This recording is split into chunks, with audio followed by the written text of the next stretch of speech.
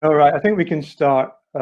So welcome everyone to this month's Good Employment Charter webinar. A warm welcome to our panel today to Mayor Andy Burnham and to Clive Memmott, the Chief Executive of the Greater Manchester Chamber of Commerce. We're also expecting Sam Clark, who is struggling a little bit with the IT stuff at the moment, but hopefully will join us soon. And Sam is the Director of Dispute Resolution at Acas. Now, hopefully we won't need Sam's professional skills on dispute resolution this afternoon, but Sam was a instrumental person who worked with us all the way through the development of the Charter, and has got lots to contribute to the discussion today. Now, on last month's webinar, I described the impact of COVID a bit like someone pulling the emergency brake on a commuter train that was packed. We all came to a sudden stop, we all fell over, and we took some time to stand up, dust ourselves off, a little bit dazed, and to start to understand what had just happened. A couple of weeks on, and we're now beginning to wonder, how do we get the train going again? And if we get the train going, we start to question ourselves, why are we standing so close to everybody? Why are we standing up in the first place? Why are we going so fast? And perhaps, are we headed in the right direction? And I think the theme today around Build Back Better gives us an opportunity to ask those questions and explore particularly what it means for good employment standards moving forward. So Andy, if I can ask you, initially, you launched the Build Back Better website with Alep earlier this week. Can you just give us an overview of what the initiative is about and perhaps what it means for good employment? Well, thanks very much, Ian. Thanks everybody for joining this seminar today. I think this is an opportunity to take a step back, isn't it? And I think in a moment like this, you do look at the world with slightly new eyes. And I don't know about everyone else on the seminar this afternoon, but I've been conscious that, well, let's say people in a more middle class, comfortable position have been having lots of video conferences over the last few months. Other people have been out keeping the country running. And let's be honest, they're not always in the best employment situations. They are often pretty low paid when it comes to the comparisons. The Resolution Foundation put research out to that effect a couple of weeks ago, Ian. And often it's not just the pay, it's the lack of security in their contracts. And I think this should make us question whether we've got things right, because if by definition what you're doing is essential to the running of the country, be it working in a supermarket, the food distribution chain, obviously in a care home or somewhere else that's been critical to getting through this, it doesn't follow to me that your employment arrangements don't give you enough security to be in work every day. You know, that seems to me to be in conflict. Because if you are essential, you need to be supported you need to have enough security in your working arrangements to help you be there every day without any interruption. So I just think this is a moment where we can take stock of that and see if we can give new impetus to the Greater Manchester Good Employment Charter. And I've certainly offered it up to the government, Ian, because it would please me if this yeah, well, exactly. Adding to your workload, you're responsible for all of the country before you know it. But I think this is something we should be thinking seriously about. You know, it's about the health of the nation, isn't it? You know, if people don't have secure enough arrangements in their own working life, it's going to be difficult for them to protect their own health and well-being.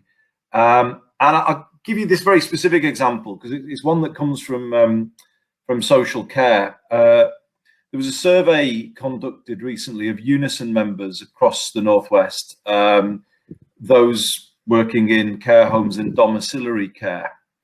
And I think the figure was, in fact, I'm pretty sure the figure was 80% of them said that they had no confidence that they would be paid if they needed to self-isolate.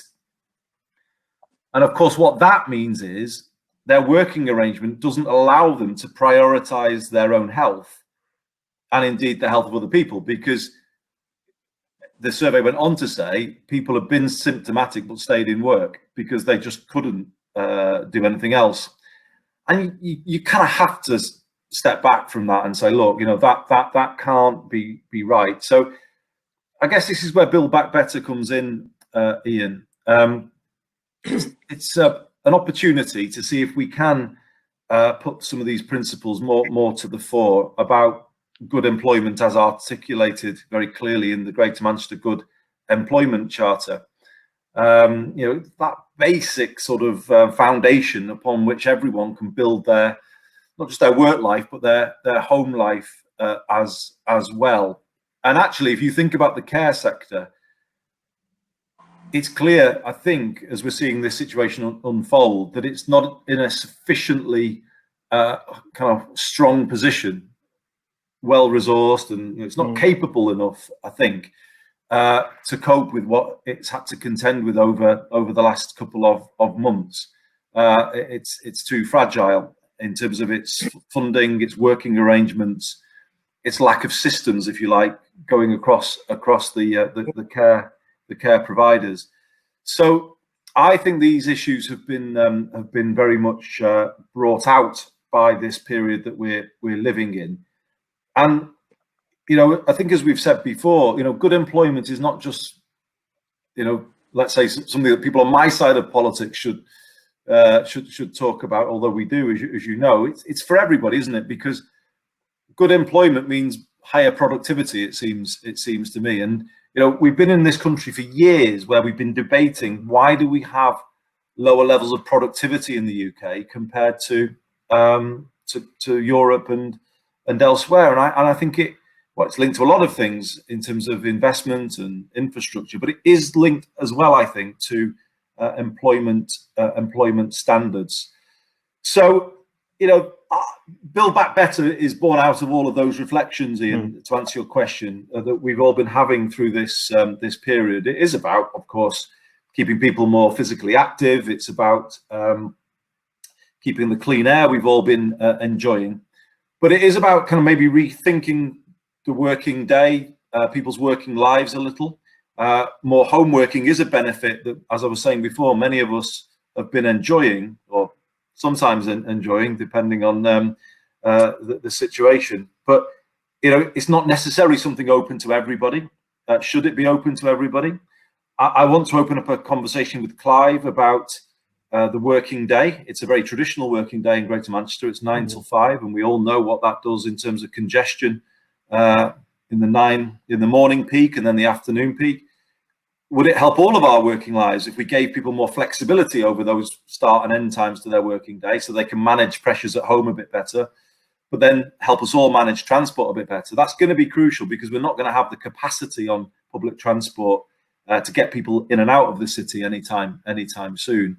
So, Build Back Better is kind of a campaign that says, look, we've got a moment here just to sort of rethink things a little, and see if we can build a sort of a coalition of businesses, of public organisations, unions, others, to say, let's work collaboratively here, keep a sense of national unity that's been maybe a bit lacking in recent times, and see if we can come back with a better set of arrangements that work better for everybody. So shall I leave it there, Ian, for now? And, that's great. No, that's a really good summary.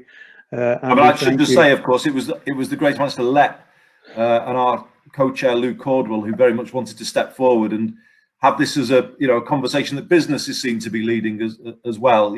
Given that Greater Manchester has always been a city of economic progress, entrepreneurial spirit, but also social progress going hand in hand, and our branding is really strong on that. And I think it's something that resonates with the country, I think, in this particular moment in time. And I think it's an opportunity for Greater Manchester to be a really strong leading voice on this Building Back Better campaign. And that's why I'm really pleased that our LEP has taken such a leading role on it. But sorry, Ian, I will leave it there and let others come in. Wonderful, thank you, Andy. I think just on the Unison research, I think that was the University of Kent. We've seen that recently, and we'll promote that through the website if people want to see it. It's really powerful stuff, particularly around social care. I see we've got Sam has managed the IT and joined us. Hi, Sam. Hi. How are you? Yeah, apologies. great to see you. No Yep, worries. you on my daughter's Chromebook. As a fallback, there we go. Well, you're looking good on it. And Andy's just opened up to explain a little bit about the vision for Build Back Better, and particularly around employment standards. Looking at, I think perhaps maybe only 2-3 months ago, we would have called unskilled workers in our parlance, and now we all call them key workers, but actually perhaps the word is valued workers, because we're not been valuing those roles in society perhaps the way we should have. Clive, Andy issued a bit of a challenge there about the working day. How do you see particularly the private sector responding to the Build Back Better challenge post-COVID? Well, I don't think it's a matter of, I think the Build Back Better challenge is not binary. I mean, we're all in this together. It's not the public sector setting down a series of challenges to the private sector. It's what we as human beings, want to do. I mean, actually, I'll just say something before I start on the charter. The charter actually was quite prescient, wasn't it? Because it's a really good example of something being in the right place at the right time now. This is a vehicle that we can use for this dialogue. What I would say is that, history's lessons are really quite stark on this, that in times of great crisis where everyone naturally thinks we can't let this happen again, history basically says, unfortunately, it does happen again. And that repeats a long way through history. So we've got to make sure that that doesn't happen this time. I think the cultural and behavioural impacts of this are so profound that I think it does give the opportunity to bring about a profound change that's different to what we've looked at before. I mean, it's like now, I just look at you, when you spend 7 hours a day looking at yourself on these conferences, of course, you're giving all this guidance and you realise you spend all your time touching your face and your mouth, which, of course, we've all got to start ourselves doing in future as well, haven't we? I think also reflecting on this, we've got to, health and the economy are not binary issues. Economic progress and social reform are non-binary. These are not mutually exclusive issues. They can be locked together. We must make this a debate about black or white. We've got to look at this in a completely fresh and different way. I think I like your description, and I totally agree with it. This notion of key worker to valued jobs is absolutely correct. And again, we mustn't be hypocritical about this. I was very critical of the local industrial strategy when it was launched. I love the growth aspects of it, but I think it completely neglected logistics and distribution, retail, leisure, hospitality. And often, I'm afraid, let's be clear, these were low-paid jobs that had historically low productivity. And we have to take those now seriously. It's no good just saying these are hero industries now. We have to actually make this change happen. So that would be just a few general observations. In terms of your specific question, in terms of the flexible working day, absolutely. Absolutely. But again, it's about realism. It's about different jobs have different demands. Different sectors have different demands.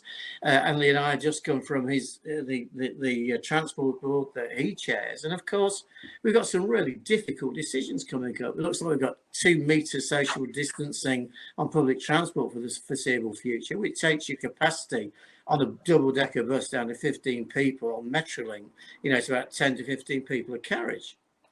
And then we're saying we've got to give key worker priority or valued worker priority on that. So getting people to work in different patterns itself becomes challenging because of those constraints. Now, that doesn't mean that you can't do it. What it means is we've got to absolutely lock these things together. One of the biggest problems at the moment, you've got a lot of these solutions being kind of looked at separately rather than in a joined up way. But let's develop that conversation in the next hour or so. I think it'd be quite interesting. Okay. Sam, you've got a national role. You must be picking up vibes up and down the country about good employment and how it's going to move forward after we start the unlock and start living with the implications of COVID. What's your take? Well, I thought today it might be useful for me to reflect a little bit on sort of the things we've been seeing in Acas. So whilst my national role now is carried out in this space in Liverpool, you know, it is very different for different people. And we are hearing that by thousands and thousands and thousands of people that we're speaking to on the helpline. It's unprecedented, and they're the words that are being used, the sort of things that people are experiencing. But I thought it would be useful to sort of run through it as a piece as a whole, if you like, of the sort of things we've seen. So I think if people have heard me speak before, I've talked about flexible working. Andy and Clive have mentioned it before. Brings huge benefits to organisations, doesn't it? But wow, did we get to test it quickly? It was a route lots of organisations just hadn't taken before, and it was completely unthinkable, wasn't it, a few months ago? But real ingenuity and innovation, thinking about how people have adjusted workplaces, it was just unimaginable. Certainly was fast-paced. I think we've developed some incredible resilience as a country. And as we move through the crisis, I think it would be good to see people really harness that and build on the resilience and learn from what has been possible to create what we're going to have, which is a workplace for the future. I think some of the things we've been seeing, though, is people have been so focused on different ways to deliver their business that some of the attention has moved away from the people strategy and the people elements, the people who are involved in this. So we're speaking with organisations who, when they started off on this route, described a workforce that was really pulling together to make the best of what was happening. But now we're starting to see a workforce perhaps who are becoming concerned, a bit distrustful in some cases, fearful of what's going to happen in their workplace. Particularly as we start to hear more leaked about exit strategies, what that might mean for different organisations. I think Clive's spot on. You know, you can get to work and your workplace is safe, but you've got to go on the train and there's only 15 people allowed on the train at a time. So how does all that play together? And we will hear lots more, of course, on Sunday. And we're gearing up for some pretty busy days in the coming week from the advice services. I think Andy mentioned, you know, for people like us, we're really fortunate, aren't we? We're sitting in our rooms and we're sitting on these video calls all the time. But actually, it's not like that for many people. And I think where they can work, people can work at home. I think it's going to be the case for many, many months to come. But I think the employers really need to think about, well, how do you harness that? How do you harness that and use it to reduce overheads and costs to make those businesses viable again? But it's not without its problems, is it? Home working. How do you sort of motivate large teams of people who are physically distant from each other? And how do you get through that? How do we build trust? Deal with workplace health and safety? That's a huge issue that's coming our way. If home working and safer workplaces must form part of the future. Do you know nearly 50% of us are now working at home? Official national statistics have found, but the vast majority of people are absolutely terrified that when normal becomes normal again, what will happen to that and how do they fit into it? So it's a huge privilege, I think, to be able to work at home. I think we rely heavily on our leaders now as we see vast changes in work. Really, it's going to be a hugely stressful time. We've seen a massive, as I said, a massive surge in demand. We've got a lot of web content on there. We're trying to keep on top of that. But the real core stuff is coming out now where Acas exists. It's the redundancy, the restructures, huge, large scale impacts that's going to have on the world. And we're doing our best to try and prepare and support people through that. It does, Ian, you mentioned conflict. I hate to be here talking about conflict because I love the whole word. I've made a career in conflict, but it's not a good thing, is it? We need to try and find ways to avoid that and to try and provide that support. And we're doing our best really to do that. But I think employers need to think, be careful not to panic through decisions, make good quality decisions and be really mindful of the people who are left in the business, who need as much support as those people who have perhaps moved out. And our managers, they're going to need so many skills to deal with the sort of low-level conflict that can become so powerful if it grows. And I think it's going to be important to try and tackle that at the lowest levels. We have seen some companies who've been challenged in a different way. And I thought I wanted to share this with people who are challenged with recruitment. So through these times, recruitment is a real challenge. Interviewing people remotely is not unheard of. It's not awful. But onboarding new employees who've never met their managers, never been into their office, have perhaps just had a laptop delivered to their door. How do you engage those people really and support them to feel connected in the workplace? I think that's a real challenge, but I think one people can overcome. Discrimination is a big one for us. We're seeing huge amounts of people ringing us with concerns around areas of discrimination. And I think it's completely understandable that businesses reacted and tried to do things very quickly. And there have been unintended consequences in some areas. One particular group we've seen it is with pregnant women. We've seen some real concerns raised and employers when they've thought, yes, they've managed to fix that. But I think it's just that thinking process. Lots of communication stuff. Businesses, I would urge you, please communicate with people. If your people are furloughed, if they're in work, if they're working remotely, if you've got workplace representatives, keep talking. It's better to say, I'm going to tell you nothing than it is to say nothing at all. I think that's probably the message. And where we go next, well, there's much work to be done, isn't there? So we need to create a world that allows employers, I think, to be flexible, give enough flexibility to employers to implement good business decisions, but to give some certainty to the people who are working around them. Focusing really, I think, on the safety of staff and focusing on people, I think it'll enable employers really to do that.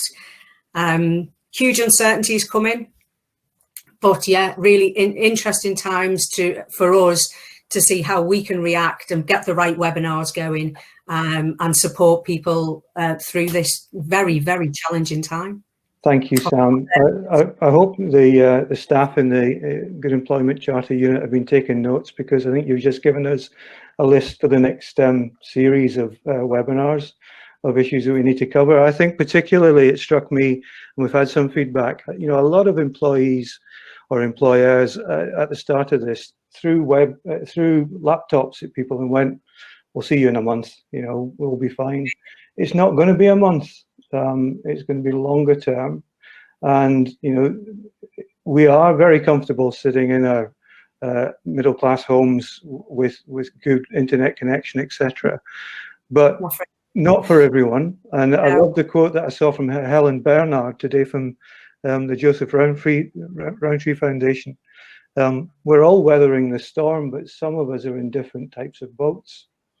We're not all in the same position. No, I think that's right, Ian. We did a webinar yesterday on mental health. We've had a mental health program, a wellbeing program in Acas for a long time, an external one for our customers. And the amount of calls we've taken around mental health and people in abusive relationships actually wanting to return to the safety of a workplace. And we advertised a webinar on mental health, and yesterday 1,100 people joined us. Goodness. That just shows where that is. Yeah, just to make a quick observation, because it's prompted by what both you and Sam have just been saying. I had a discussion on Tuesday with the Greater Manchester Disabled People's Panel, and the theme that came out really powerfully was the world has taken a massive step into the digital space in the last 2 months, huge step. I mean, I can back that up because there are things that have happened in Greater Manchester, digital innovations that we couldn't get away in normal times, but all of a sudden, we have done. We've agreed now a integrated care record, health and social care for our 2.8 million people. This kind of wasn't moving fast now, but it's been achieved. But I think when you listen to the voice of disabled people, there was a real strong concern coming through about the affordability of, as you were hinting at, of digital systems. And we're all thinking we're building back better. Well, there might be a massive divide opening up here that I think we have to be very conscious of. We've mentioned home working in terms of safety of home. And Sam has just touched on that in terms of people's relationships and some of the issues within people's homes.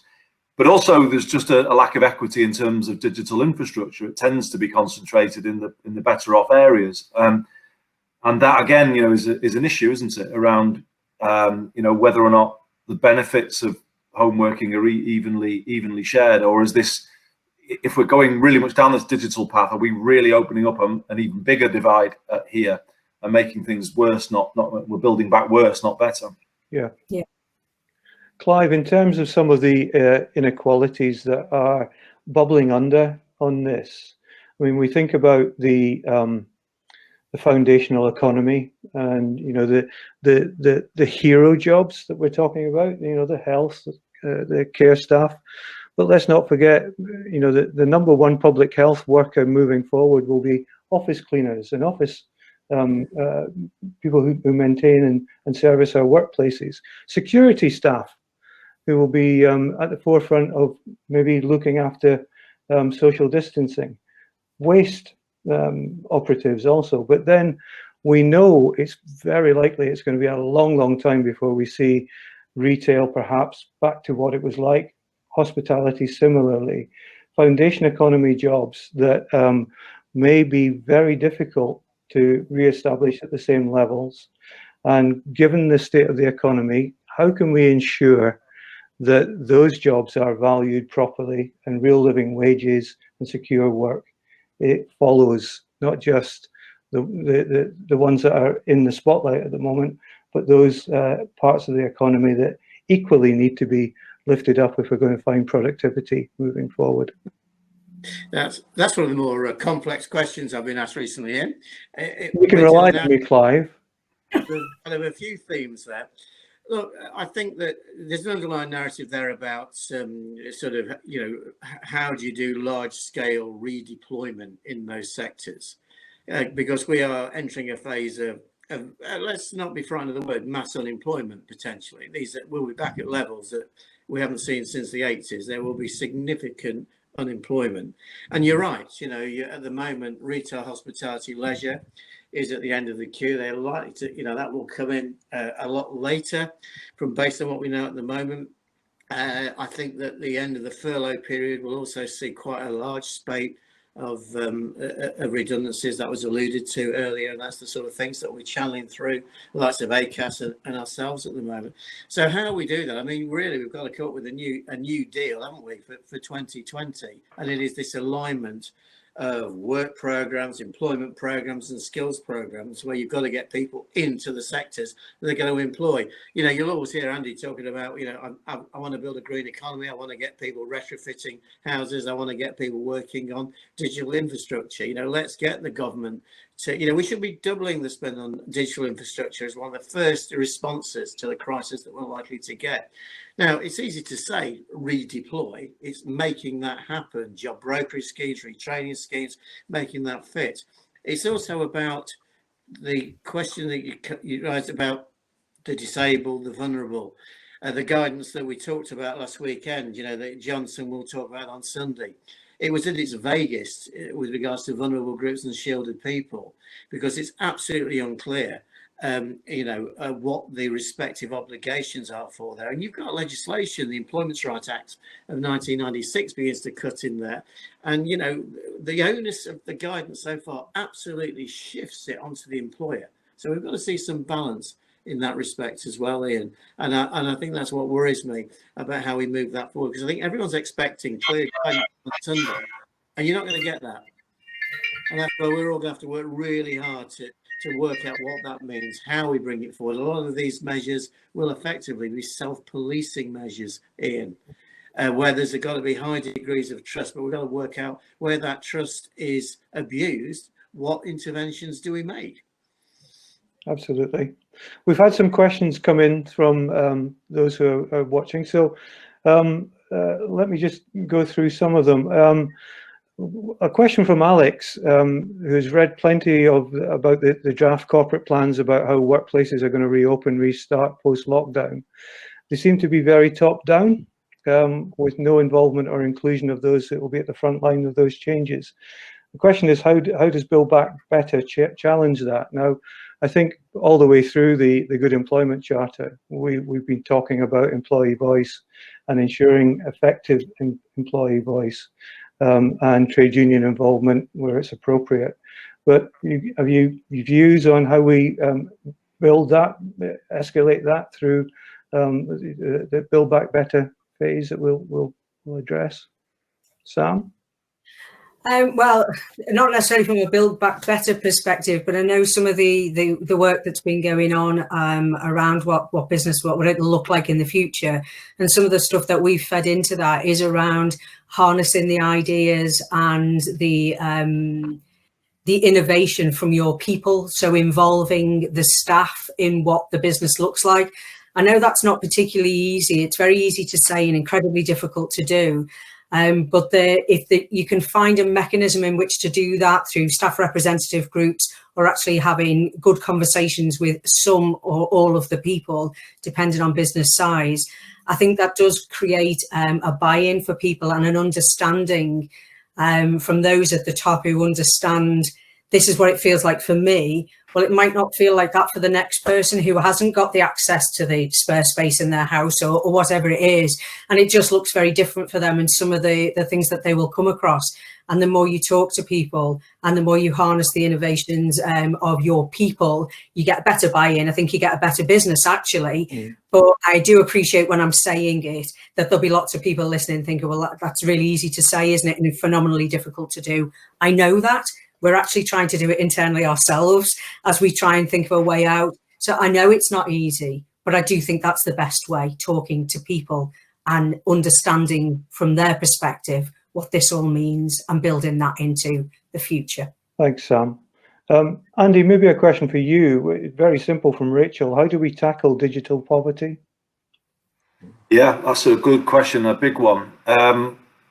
I think the start is that infrastructure point, isn't it? The quality of services should be the same everywhere. So we are making a case to the government to take the full fibre scheme in development in Greater Manchester and taking it GM wide so that everyone's got the same access to the highest quality broadband. I think then beyond that, there needs to be a big focus on digital inclusion with regard to skills. You know, I think I mentioned disabled people before, older people as well. I think it can be quite simple, can't it, to sort of take people through this, get the people over the barrier to using this technology. But but before they're over that barrier, it's a different world, isn't it? And people really struggle. So we kind of talk a lot about those projects, but I think we need to get much more serious about it, to be honest. Put more effort into it. Often it could be about pairing younger people with older people and building that intergenerational working about digital inclusion and digital skills within communities. I think it does then take you, Ian, to the space of subsidized packages and devices for people who cannot access them. So again, we've been nudging in this direction through this crisis. We've set up a technology fund with partners in the digital and comms industry, where we have around, I think it's 500 digital packages, which includes laptops, by the way, which we are making available to kids on free school meals, so they don't fall too far behind. If I'm honest, it's probably a drop in the ocean in terms of what we really could do with. You would want much greater access to that kit during this period when they're not in school. But I think, the market will take care of a lot of people's access to the digital world, but it won't take care of everybody's access, I think is the way to put it. And I think my organization is going to have to think more seriously about how do we digitally enable our citizens to access the services that increasingly are going to be provided online. So, early on in this, we put a whole range of mental health support services out there. Yeah. But most of them were digital. And, we're talking of a contact tracing system that is going to be app-based. Well, the question I would ask and put back to the government is, how successful is that likely to be, given that not everybody is going to download an app or can afford to have a device that would allow them to download an app. So I think these questions are naturally what flow out of this. I think we can run much more in the digital world in terms of services that have been a bit traditional up until now. But if you're going to, I think you have to come up with new arrangements with the comms industry and public bodies to give people the tools to get into that world as well. So it's not sort of a bit of an initiative here and there. It's a much more substantial drive, I think, to promote digital inclusion. But we're saying we want to be the UK's leading digital city, and I think we've got good evidence behind that claim. For me, that isn't a city that just brings in the biggest names in terms of employers and investors. It's a city that enables all of its citizens to be part of the amazing things that are happening online, and the connections you can make online, the opportunities you can find. That, for me, qualifies you to wear the crown, UK's leading digital city. And I think we need to challenge ourselves on all of that coming out of this. Thank you, Andy. I think in terms of the app, I know they're trialling it in the Isle of Wight at the moment, but goodness, the Isle of Wight isn't Greater Manchester, is it? No beaches area. No, not yet. Clive, I've got a question from Richard about, and we know where the economy is. So employers will be facing incredibly difficult times going forward with the cash flow, etc. So how will we ensure that this doesn't become an excuse to pay low wages when we come out of this? Yeah, that's a very good question. And let me just go back to the digital discussion. What I would add to that is that there's a hopeless fixation on technology of the connectivity, the kit, and the technical training. Remember, digital exclusion is also about cultural and behavioural, deep-rooted things as well. The confidence to use it, the confidence to go into open forums, the confidence to have someone from a completely different background in a digital way. And people think that segments primarily by age. It also segments by class as well. So we must remember that as well. We've got to really up the ante in terms of how you get people to feel comfortable and change our behaviours when we're talking to people like this as well. And I think that gets hugely overlooked in that agenda. And on the economy, as I said earlier, we built a large part of our economic success on low wage, low productivity. That was encouraged by central government for a prolonged period of time. So you've got to wean yourself off that. And the key word there is wean yourself. You can't instantly make that switch. Danger is, you're right. I mean, one of the more interesting things, going back to that, I think the transport example is so powerful. You've got to run a transport system in completely arse-about face way, don't you? Everything that you drove for efficiency, capacity utilisation, turns on its head. So the primary motivator, the primary target is safety, isn't it? Safety on that mode of transport. And it's the same for business. We're going to have to measure a different measure of efficiency for a long period of time. So less people going back into a different sort of workplace, but still delivering a level of efficiency. Now that has to correlate at the same time with what government will continue to support.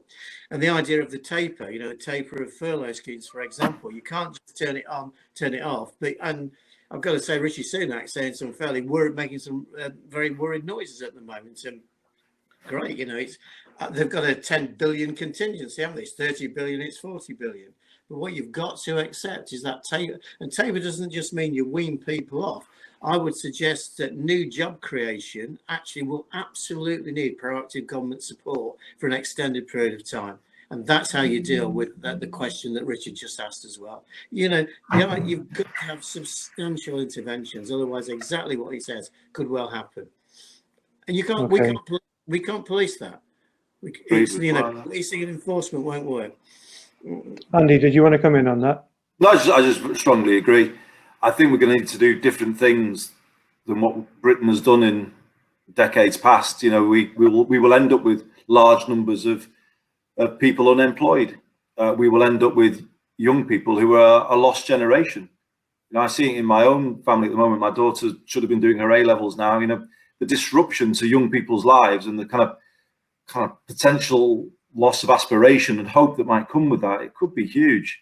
So Steve Rotherham in Liverpool is talking of a young people's guarantee, and that's something I'd like to talk to Clive and other people in Greater Manchester about. You know, intervene, I think, is what Clive's saying, and I'm agreeing. You know, job creation. We talked about retrofitting properties to make them zero carbon. We're going to have to do that at some point if we're going to hit these ambitions that we have.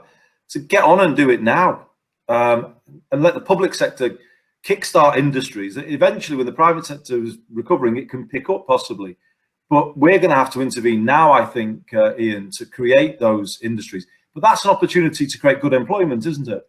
Because if we start by saying, well, look, this is what we expect for this industry, then maybe that's the way we need to start thinking about things. Personally, I think we're going to have to make a big argument, all of us, for continuation of furlough. The idea that we're going to get a cliff edge next month, where the hospitality industry just drops off it and smashes to pieces on it, that's an awful prospect. But I hope people will agree that if we're going to have a flexible furlough scheme, that maybe we can start linking those furlough payments to good employment and the good employment charter. That seems to me to be an opportunity that we need to take on. If the public sector is going to be putting more funding into private organisations, I think we're entitled to say, are these ones that deserve, are you doing the right thing to deserve this level of support? So, that needs to be debated further. But, I certainly think those are the kind of principles that we need to start establishing here. And these partnerships are nothing to fear, are they? Public and private sector work in a more coordinated way. I think we can actually build something better out of this. Great, thank you very much, Andy. We are running over. We were supposed to run to 4:15 this afternoon, so I'll just maybe sum up a little bit based on one of the comments or questions that we've got. I think, and we've experienced this through the companies that we've worked with on the Good Employment Charter. Good companies have good values. That's where it starts. It starts from the leaders, good values laid down that run through the organizations. And in a sense, I think what we're picking up here, Andy, maybe it's something that you can all return to, is the Greater Manchester values that actually cement how we want to take the economy forward, how we want to take employment forward beyond where we are now. So you just want to reflect on the sort of values that we need to guide us through this now? Well, what would I say about that? I mean, I'd say look at the stickers on the back of every other car. Look at the symbol on the bin. It's the B, isn't it? It's that worker B, and we've all been promoting it rightly over the last couple of years. But what does that mean? I think that means everybody pulling together in a common endeavour, doesn't it? That's what that means, and that I think needs to apply to organisations as well as wider society. We all have our, we're all key workers in that thing, aren't we? No one's particularly much better than anybody else, and we've all got a job to do. And I think this era has really brought that out to people in a really stark way. And maybe this is a controversial statement, but I'm going to say it. I think in the last 2 decades in this country, we have been overvaluing work in the top half of organisations and society, and I think we've been undervaluing work in the bottom.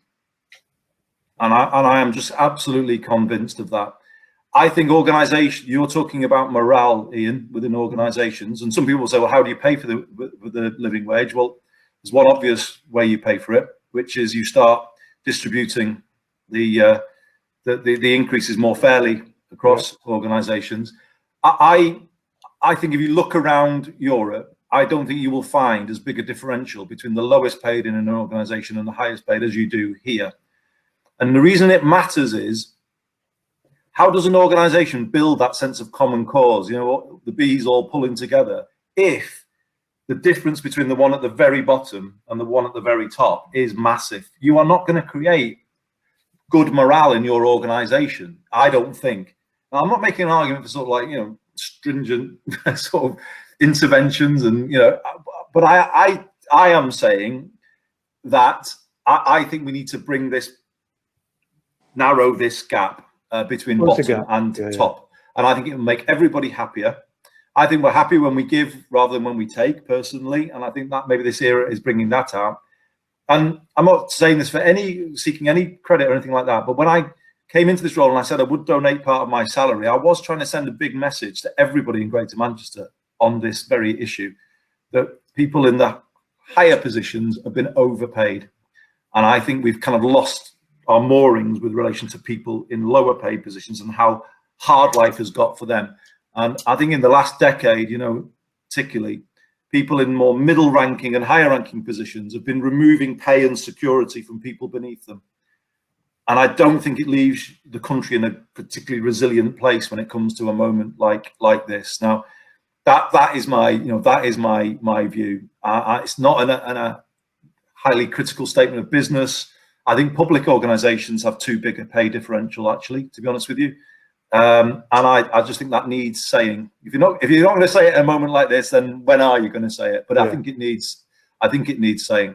And I think in a way, Andy, what we've seen, the undercutting of society because of that has manifested itself in the way COVID's played out in across the UK, the highest numbers in Europe. We've got a social system, a social care system that's on its knees. I would say the best business leaders, Ian, are the ones who walk the shop floor, who put themselves in other people's shoes, who understand what life is like for them, who talk to them, as Sam was saying before, who say, well, look, I'm not going to take this rise because I know you're. That is how you build a team, in my view. That's how you build morale, a team, you know, common cause. And it surprises me how many business leaders don't do that. You know, it feels pretty basic to me. You know, in any sports dressing room I've ever been in, that's how you work, or in the military or anything. That builds team. But it feels to me to be odd how many business leaders don't build team, you know, in that way, by their own actions, sort of getting that buy-in from people beneath them. But just a personal view. And public sector leaders as well. You know, true. Again, true, Clive. Yeah. I think what you're saying is that's leadership generically, and I think again we don't want to turn this into a binary issue.